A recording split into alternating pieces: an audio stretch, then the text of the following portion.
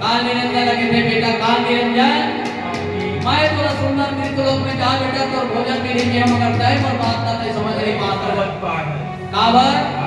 महंगिरे यादु रचे कंचन रचे सरी, महंगिरे यादु रचे कंचन रचे सरी, समझे और पिंड समझे भैया हंस ऊपर हंसनी रचे समझ में पिंड के अंदर में एक पिंड जन्म लेते पेट के अंदर में एक जीव जन्म लेते एक बात रखे समझ नहीं पाए बेटा काल निरंजन तो मृत लोक जाते हैं मृत लोक में तो एक नामला नहीं समझ सके का कहे वही ना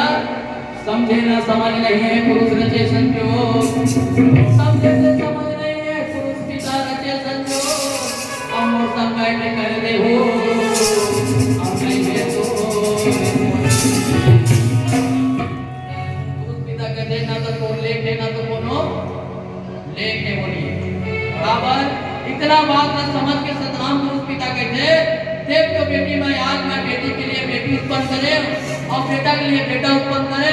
तब कौन समझ में कोनो समझ नहीं तब तय मोर संग में संजोग के घर में ये संसार में कितना बड़ी पाप की रचना रचता है